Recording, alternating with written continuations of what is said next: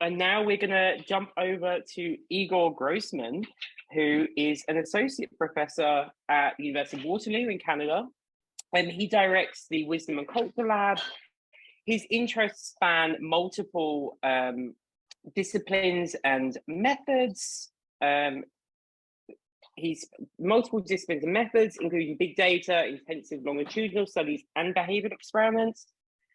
Published in some of the leading journals in our field, including Psychological Science, PNAS, JPSP, and has received numerous awards, including the Joseph Gittler Award from the American Psychological Foundation, the Sage Young Scholar Award from SPSP, and the Rising Star Award from the APA. So thank you very much, Igor, for giving this talk today. I'm looking forward to it. Thank you very much. Well, thank you so much for having me. I hope everybody can hear me. It's so great to see so many friends on the line, and I hope some others who are watching it later. Hello, everybody.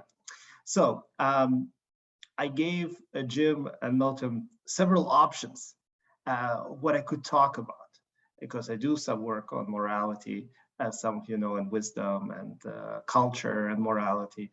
But I thought the most pressing issue of the day has something to do with the ongoing changes we have seen throughout the world, both in North America and elsewhere, and those changes that precede the war in my home country in Ukraine, but currently also involve the pandemic that we've been living through. So that's what I want to talk about. We'll see how far we can get. I'm curious what you think about it. So let me get started by transporting you back to March of 2020. I think for many of us, it's a traumatic experience, so forgive me for bringing this up. But as you lay in bed, you start reflecting on the changes that are going to happen. You cannot sleep, potentially. You think what's going to happen next. And if you're a good psychological scientist, you start to speculate how the world may change. And clearly you're not alone. As you can see on the slide, there were numerous pundits and think tanks who right away in the first few months of the pandemic, following the initial lockdown, started making some predictions. And not only the pundits, as you know, right after the first lockdown, it was remarkable how psychologists came together and issued Nature Human Behavior a call for like what are the changes that may be happening and what are the things that we may be paying attention to. And not only in the scientific journals, but for instance, here's an example from a fairly famous neuroscientist, or maybe one of the most famous neuroscientists in England, Carl Friston, who was then interviewed in The Guardian and made a fairly peculiar observation, I would say. But what I found really, what I was really struck with from this early pandemic report by Friston, this is from May 2020, as you can see, is that he said that whether you're talking about the pandemic or brain, the essential problem is the same. You're trying to understand a complex system that's changing over time. In that sense, I'm not doing anything new. Just another day in the office when I'm predicting how society will change and how pandemic will evolve. This is just like the human brain. And I found that quite interesting, quite a lofty statement. Because most of our work in psychology is, I would say, not really focusing on prediction, and we'll return to that at the end. Instead of that, we're mostly focusing on explanation. We see that as the mission of social sciences, where we often describe and explain human social phenomena and behavior, try to understand, like in Mariola's talk just before. And based on the explanations, we build in causal models, because that's what ultimately it is about. Now, if you build a causal model, and you may do it explicitly, or you may have an implicit causal model for what the behavior will look like subsequently, you ultimately deal with a prediction, whether you want to or not. You may say that I'm never doing any predictive work, but in fact you are, because to test the causal model, you need to examine the accuracy of your model against the new data. And often when we talk about this in the context of replication on exactly the same sort of study, same parameters, you talk about internal validity sometimes, or if you do an out of sample replication or extension, like based on what you just predicted based on your causal model, then you often talk about external validity. So you know those phenomena. Most of us who teach methods like myself to undergraduate students have internalized those terms. However, what's important here is that what's fairly rarely done is, and there, I think it is important for us to consider how have we been making predictions, or what have we been considering, and how it's so different from how we usually do business as usual psychology in our everyday life, is that when we deal with predictions, it's really important to consider the accuracy of so-called ex ante predictions, so things that didn't happen yet. And the reason for that is that often, for instance, when psychologists, neuroscientists, for instance, work on predictions, they would split the data set. Imagine you have a large scale data set that affords you splitting it into multiple smaller samples, often at random, and then you do so-called k-fold or some other type of validation where you have potentially taken the initial model that you build based on a small set of data. You figure out if that model is robust, you optimized it, and then you try to see if this model can predict results in the new subsets of the same data. Now, that's fine. That type of validation approach has incredible value, but what it often forgets is that it's still based on the same sort of like historical data, and things have happened, and you may have some additional ideas about what has happened. For instance, imagine like stock market, and you may want to predict stocks in the future. If you do it retrospectively, well, it's almost the same thing as if you would predict them prospectively, except that you know all the other things that may have happened in the past, including, let's say, the war in Ukraine and the pandemic. And that, of course, is sort of the external variables that can help you with predictions. So bottom line is, the ex ante, the future-oriented predictions are very different because they allow you to really have a pure test of your causal models on a larger scale. But for me, the key question was, as I was laying in bed in March of 2020, how would we talk about societal change? Because it was obvious that things will change. It is also obvious that people will want to talk about change, and that psychologists will probably want to talk about change more than others because we feel potentially qualified to do that. But many of us may also be very hesitant. And so one question that I had was, well, what do we do when somebody asks us to make predictions? Would we just say no? Or would we, and how would we do this? And then the second question is, how accurate are we in that? So let's have a look at the first one. I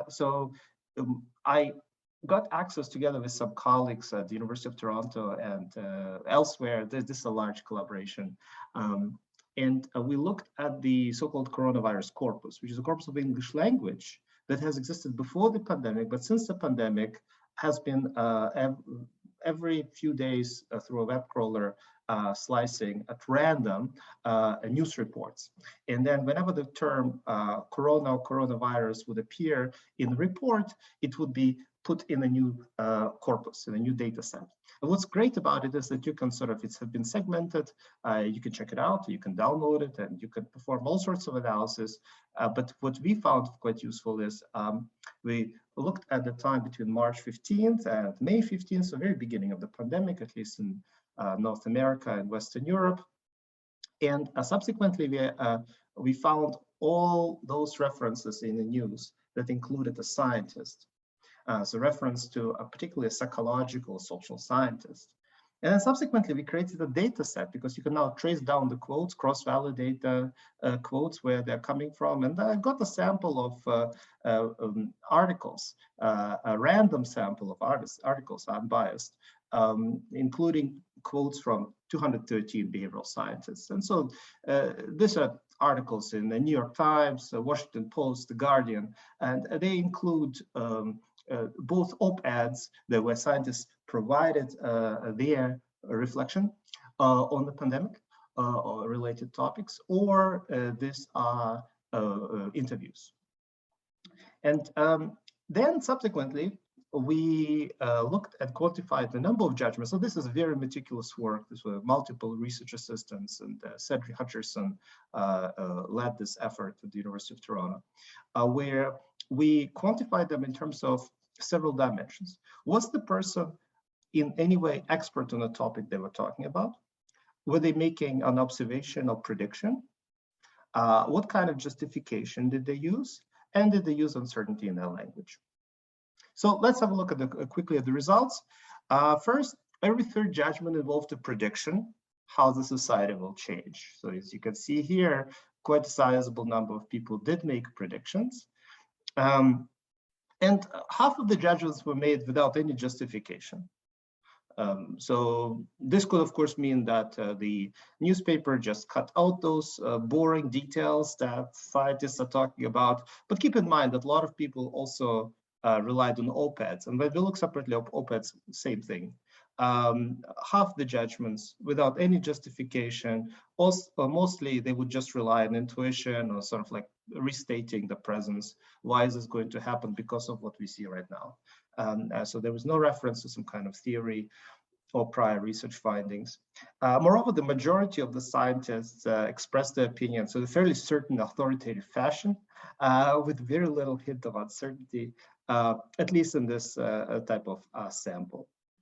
Now, so this is all very interesting because, well, for two reasons. Number one, why?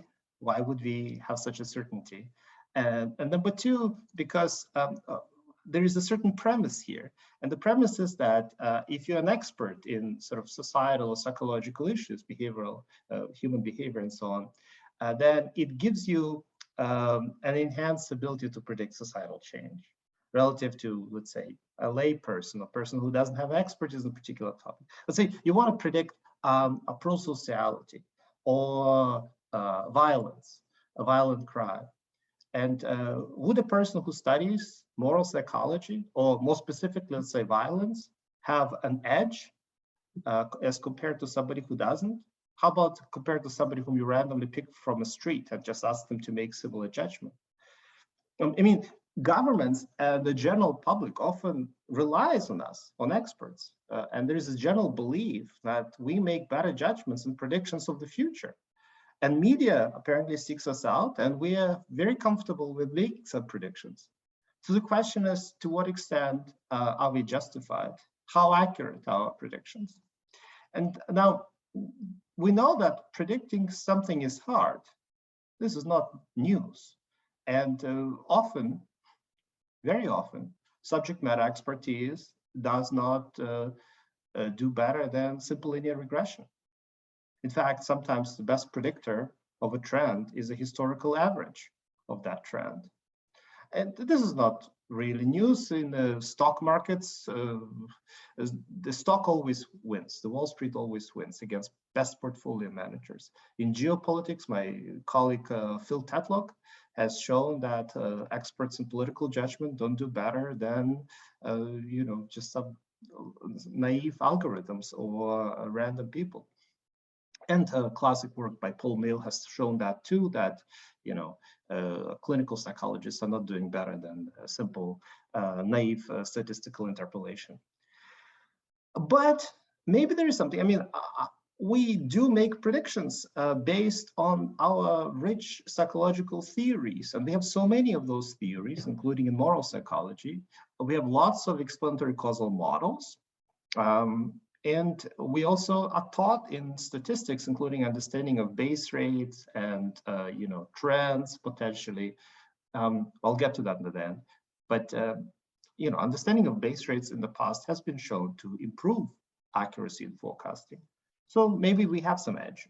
So to address this question, when I was laying in bed in March of 2020, I had an idea. How about I'll try to bring in some friends and colleagues together, including several who are part of this meeting right now and who may be watching this later, and organize a tournament, a forecasting tournament, where first we get people and we give them past data. So very important is like that if you want to do it seriously, then you need to synthesize data, enough data that people can then build formal modeling if they want to.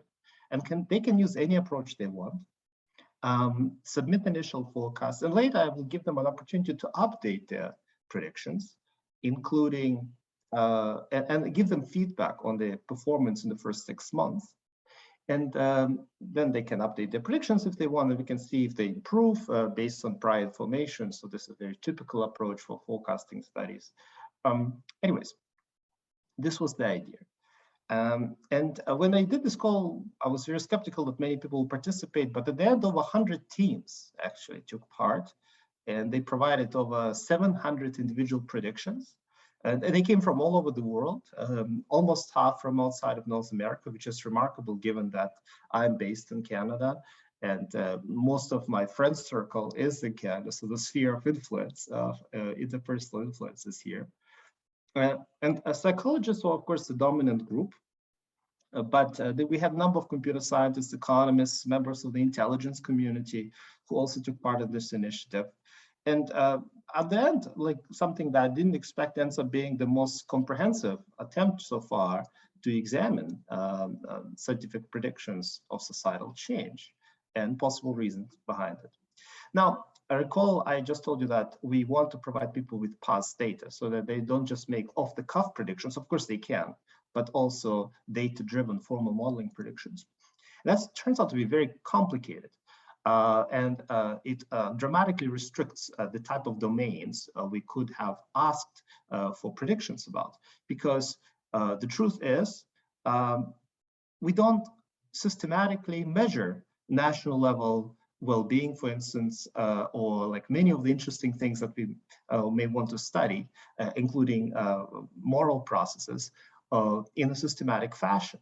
So we may have maybe annual estimates, but if I want to really track it over time on a monthly basis, only a few things come to mind. So we tried as good as we could. And at the end, I find it's a blessing in disguise, because this restricted scope allowed us to focus on a few domains for which we had data. And so what did we end up getting? We had some markers of well-being, some markers of political ideology and polarization, things that may be of great interest to this community, as well as markers of explicit and implicit prejudice. So let me give you a little bit of a explanation how. So it turns out that, you may think that life satisfaction and well-being is really easy. Gallup collects the data, little background information. Gallup actually stopped collecting data in 2019 and only resumed right after the pandemic started because of the pandemic. So we couldn't actually rely on them, which is a huge sort of like loss, I think, for all of the psychological community who would be interested in studying how pandemic affected well-being, including the baseline data from before. So the second best alternative is to use an approximator. And we used one approximator with help of Lyle Unger's group from the University of Pennsylvania and Stanford, where they used monthly Twitter data using natural language processing and machine learning techniques to estimate what the national level of well-being, life satisfaction, and affect would be, cross-validating it against the prior Gallup data. And so at the end, we got both life satisfaction and affect metrics. For politics, here we are in a good shape. These are as good as it gets, national level indicators. We use the weighted data from the congressional generic ballot, because there the funding is always available. Which is, by the way, the reason why Gallup stopped collecting their data. Somebody took the funding away and they said, okay, we can't do it anymore. And for the polarization, we use the presidential approval ratings from Gallup, so which also kept on being collected on a monthly level. And this is a difference in approval by party identification. And now that's not the same thing as effective polarization, but some of you know the work by Jamie Druckmann and others, and more recent work suggests that on the national level, if you look at trends and change over time, this metric tends to approximate even where the effective polarization goes. But I want to point out that this is not exactly the same. For implicit and explicit prejudice, This is 6 domains. We use data from Project Implicit. Now, this is, of course, not nationally representative data by any means. We tried to use an approximator. And by the way, huge kudos to Jordan Axe from McGill University, who was kind enough to work with me and provide data ahead of official public releases, which we needed for data modeling purposes and for updating. And for explicit bias, we used filling thermometer. And for implicit bias, we used the IET scores. And I realized in all possible issues that may be associated with that. And I assume I don't have to go into details explaining those issues to this group. The thing is, we did tell people exactly where the data was coming from for each of those domains. And they knew what the potential limitations of it are. So that's sort of like, I assume that people would be sensitive to those issues. And maybe they would not want to even make predictions unless they are comfortable with it. And we use census weighting to adjust for demographic characteristics and political orientation when we were getting the nationally representative sort of adjustments on these domains. Okay, by the way, one little thing here. I initially didn't want to collect the African-American bias data. Now that was this is my failure of forecasting on my part, because in April of 2020, I couldn't foresee that this will, for whatever reason, be of any importance for the pandemic. I mean, of course, prejudice may increase in general. Yeah, but how far-fetched is this? Clearly I was wrong. Okay, so just to give you an example, let me show you what the forecasts look like using the domain cluster that most teams took part in, which is the well-being. So you can see negative affect and big on the left, and then you see positive affect and life satisfaction on the right. And so for negative affect, the average forecast, as you can see, widely differed from the observed estimate over time. And you see also the last 2 data points are historical data points in red. This are to the left, the last 2 ones, but of course they would continue all the way to 39 months. And then you see in the green, those dots continue. I hope you're not colorblind. I apologize for the color choices. And that continue and become wildly different. Negative effect goes up. But that's not what people predicted on average. So what you see here is the lowest curve across all different estimates. And by the way, also note the heterogeneity across different predictions, quite substantial. And overall, the lowest curve suggests that people kind of stayed much closer to where the last time point was. And the same thing happens again, like when I give people the updates and I give them the new data for up to October, or up to September, sorry. And then you see that the forecasts then initially are very close to the September time point. And because of that, potentially accurate, but then again, like they stay there, they insufficiently adjust for changes over time. So that's a negative affect was the domain with the largest difference, where people didn't predict the substantial swing of over 1 standard deviation, right, that you can see over a period of a year, at least in the first year of the pandemic in the United States. By the way, the reason we focus on the United States is again because of the data limitations. It's even harder if you would want to go beyond that. Okay, so quite a bit of variability, very different forecasts from the so-called ground truth markers of what we observed. And this was true for some domains. For other domains, we observed more accuracy. But the question is, how do we measure accuracy? How do you assess magnitude of accuracy here? For a single domain, you could just take the average of the forecasting error. So the absolute difference between the forecast and the observed value, then you smash them together across the 12 months using the mean, and there you have it, the classic approach. But when scale metrics vary, as in our case, we cannot use it because it's apples to oranges. And so the elegant solution here is to use so-called mean absolute scaled errors. First, you would train this mean absolute error from a simple forecast, such as a random walk.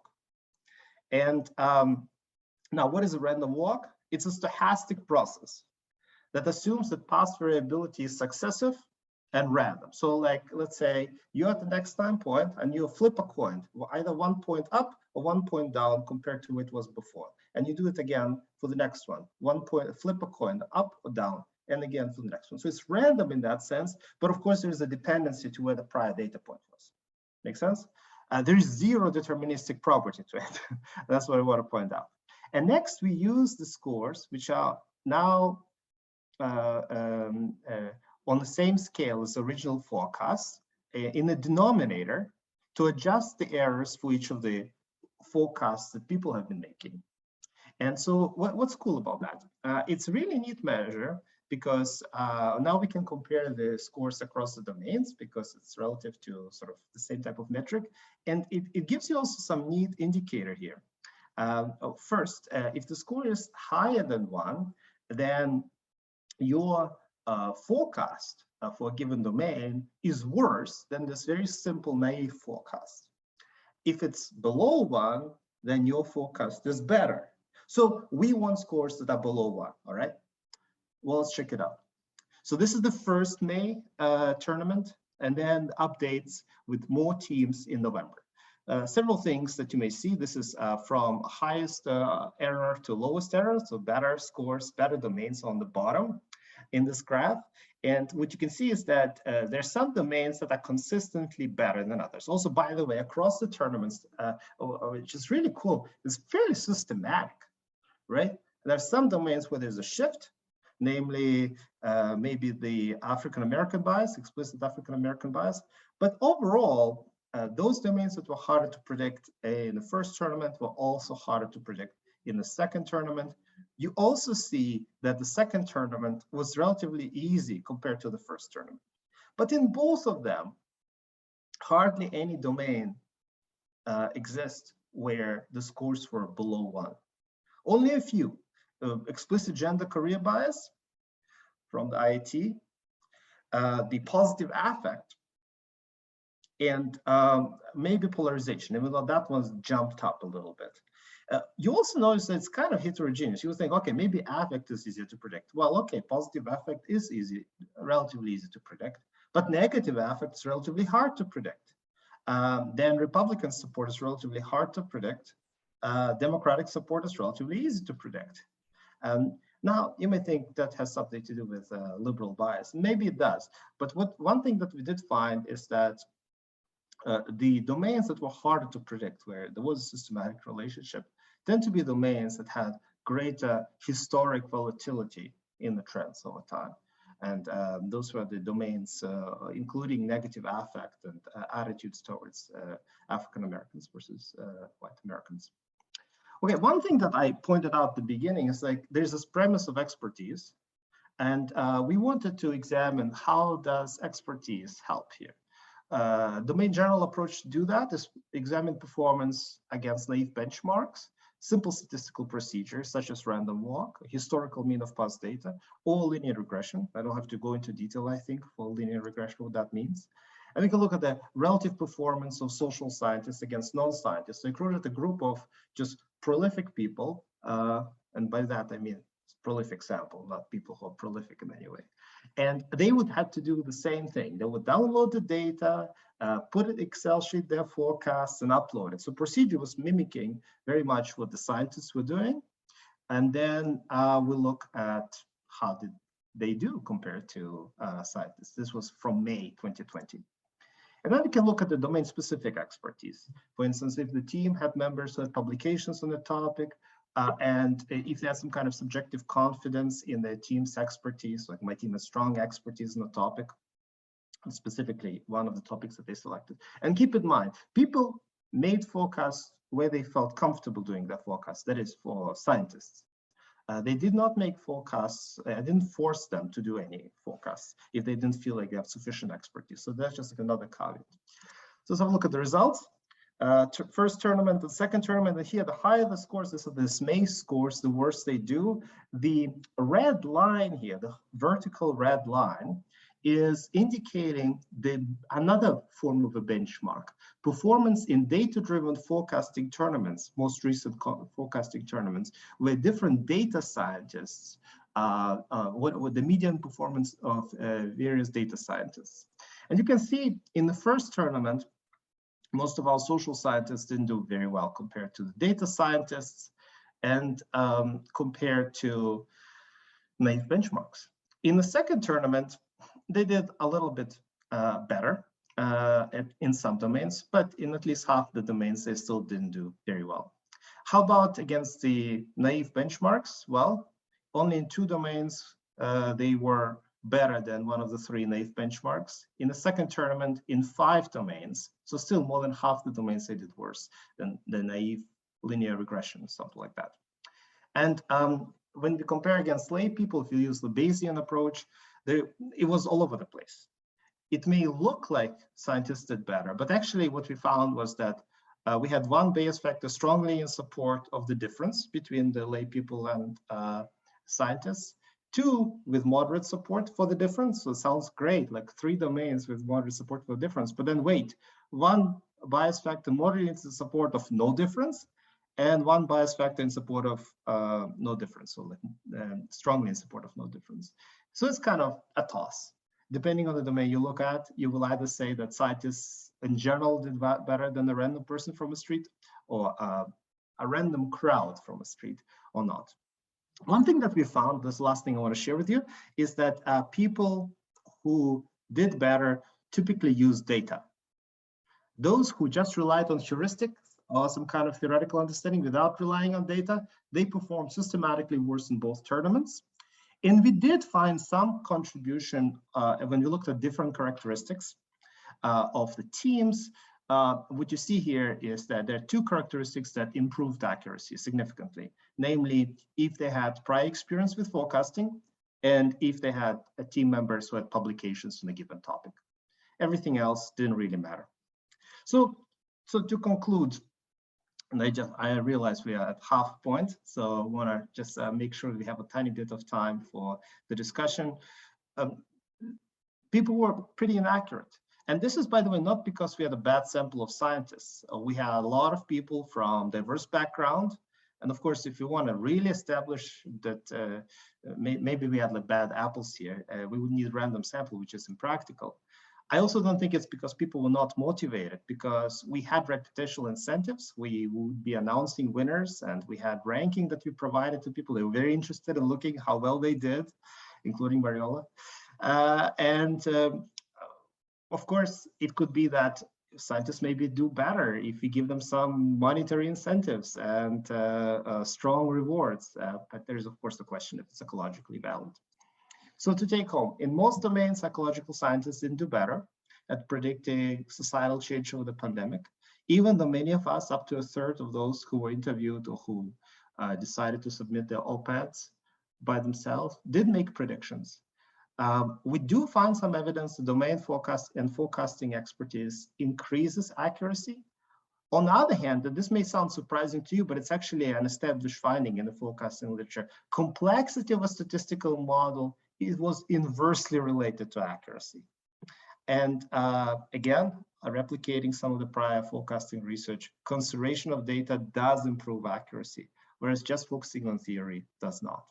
I just want to point out at the end that, there are many ways to discuss why we may be inaccurate or ways to move forward. My idea is like twofold. Number one is most of our effect sizes in social science, including moral psychology, are very small, and we often misestimate them, either too little or too much, because we generalize from laboratory to the field, or we don't understand how exactly phenomena scale up in the real world. Secondly, we often are not sensitive to the ecological fallacy when we generalize from the individual to societal and from societal to societal change. So our social science findings may simply not scale up when we are asked to make predictions for the society writ large. And generally, to improve training, and I think we need to improve training and build in greater sensitivity to forecasting, we need to pay attention to it. We need to pay attention to the historical variability in societal trends when we develop our models. And I think the main way to do that is to start by going away from a psychology that is basically like Polaroid snapshots, where you take pictures at a given moment in time and put them in your file drawer. And then later, when you look at them, as with typical Polaroid, you realize that it faded away. And instead of that, start making movies. And not only start making movies to explain the past, but also start making movies to understand the future.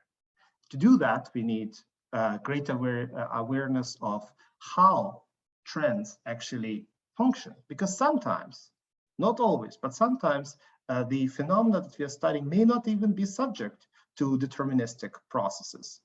The trend is sometimes may be very much a stochastic process, in which case no theory will help you to explain the phenomenon. Instead of that, you really are better off understanding if it's a stochastic trend or not. And so better training in those methods may be desirable. Finally, at the end, and returning to moral psychological considerations, I think we should just practice intellectual humility here. I think making predictions is a very good way to do that, because if you make a prediction, you lock in your forecast, and then you most likely will be wrong, and that will help you to revise your theory and realize the bounds of your estimates. So thank you. Thank you so much, Igor. That was a very interesting talk. A reminder to everyone in the audience that you can put some questions in the Q&A. We've got a few minutes for questions and discussion.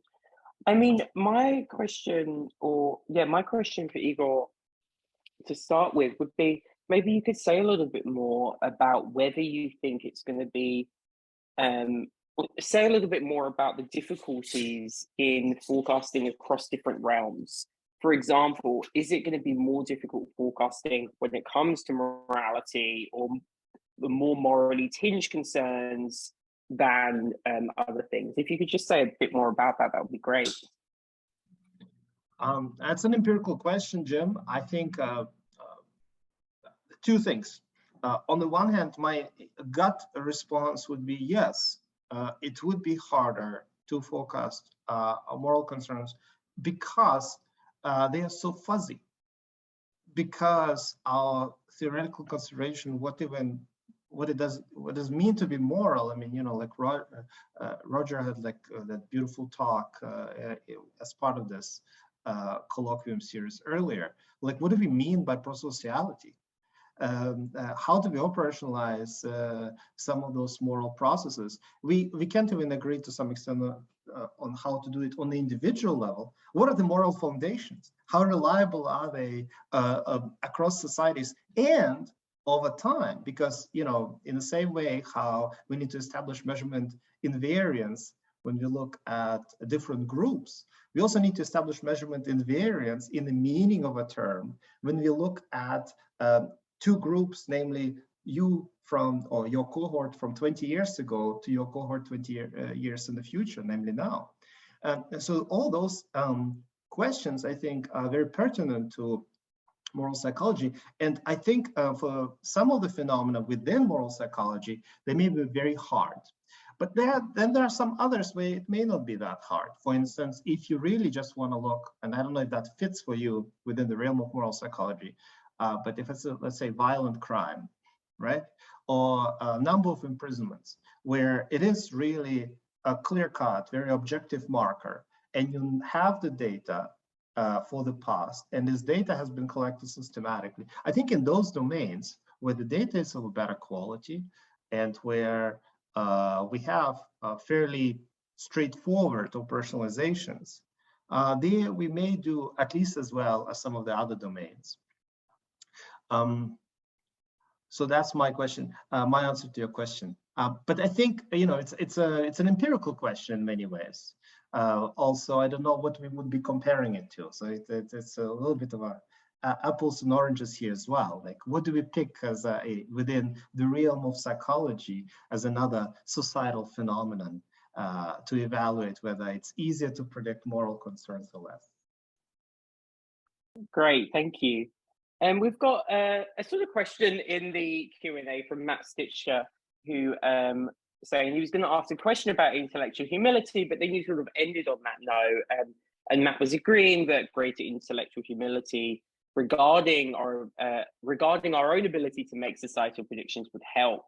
I was just wondering if you could say a little bit more about that notion of intellectual humility and why you think it's important in the field, and how we might start to practice it perhaps a bit more.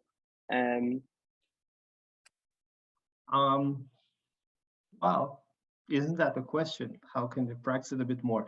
I think generally, well, intellectual humility, recognition of limits of your knowledge, some kind of metacognitive awareness of your limitations and fallibility, as well as other social behavioral tendencies, is something that is inherent to any scientific enterprise. But there is a bit of a tug and pull between what the society writ large often expects from us. Namely, they want certain answers.